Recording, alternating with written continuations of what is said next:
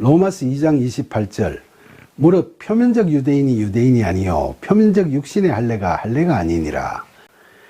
여기서 표면적 유대인은 유대 가문에서 태어난 남자인 경우에는 생후 8일 만에 할례를 받고 살아가면서 유대 율법을 늘 암송하고 가시적인 실천 노력을 남들에게 보이고자 애쓰는 유대인들을 지칭하는 겁니다.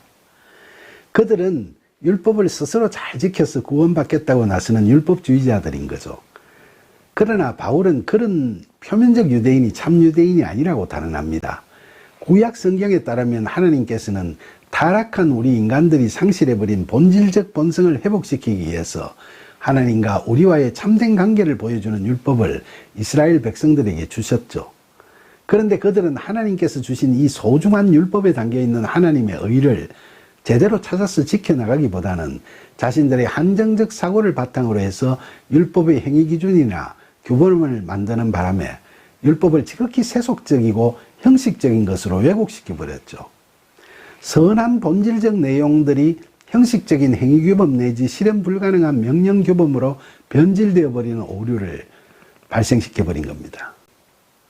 그래서 가시적 행위를 강조하는 명령적인 율법을 잘 이행해 나가면 구원을 받을 수 있다는 율법주의가 유대인들에게 전통적으로 만연되어 왔죠.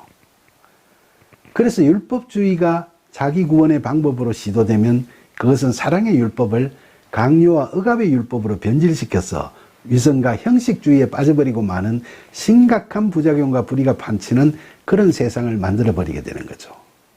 바울 당시에도 율법주의에 젖어있던 유대사회의 문제가 그러했기 때문에 바울은 본문에서 표면적 유대인은 하나님께서 생각하시는 참 유대인이 아니라고 이야기하는 겁니다. 또한 바울은 본문에서 표면적 육신의 할례가 할례가 아니라고 이야기하죠.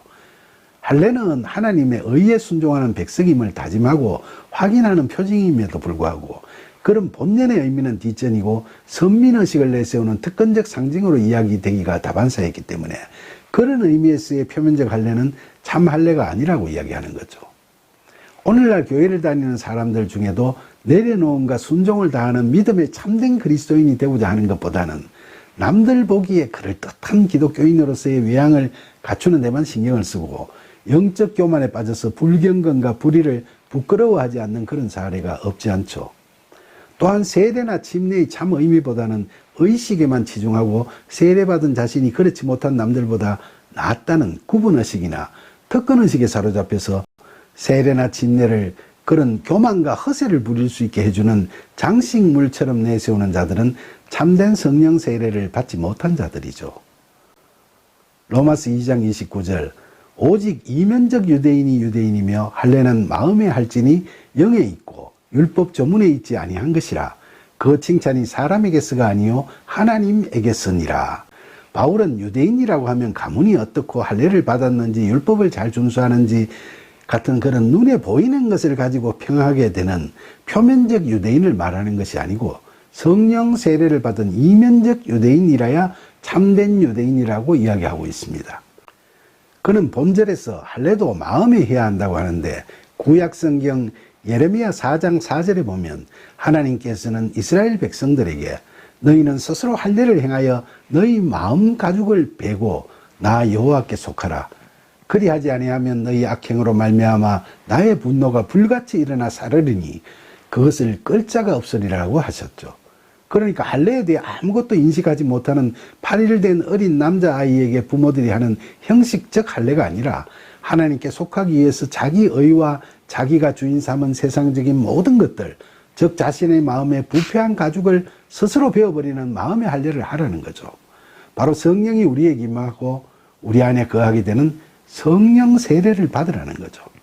그래서 바울은 마음에 하는 그런 할례는 영에 있고 율법 조문에 있지 않다고 이야기하는 겁니다. 유대인들이 율법 조문들을 세분화해가지고 이를 지켜나가려고 애를 많이 쓰지만은 그건 율법주의에 빠져버리는 오류만 범할 따름이지 자력 구원은 불가능한 거죠. 그러나 성령 세례라는 마음의 할례를 받으면 우리들은 율법을 완전하게 하신 예수 그리스도 안에 거하면서 그리스도의 영, 즉 성령의 이끄심과 도우심을 받아 하나님의 말씀을 온전히 지킬 수 있을 겁니다. 이게 바로 복음에 의한 구원의 진리죠. 그러니까 본절 마지막에 바울의 말씀처럼 세상적인 사람들의 칭찬에 연연하여 위선적이고 외식에 치중하는 형식적이고 종교적인 행위에 열심을 쏟지 않고 언제 어디서나 늘 하나님을 바라보며 하나님께 부끄럽지 않는 삶을 살기를 소망하고 하나님의 영적 인격적 신뢰관계 속에서 우리를 향하신 하나님의 뜻에 따라 항상 기뻐하고 쉬지 말고 기도하며 범사에 감사하는 삶을 살아가고자 하면 하나님께서는 그런 우리를 보시고 기뻐하시며 우리를 칭찬하실 겁니다.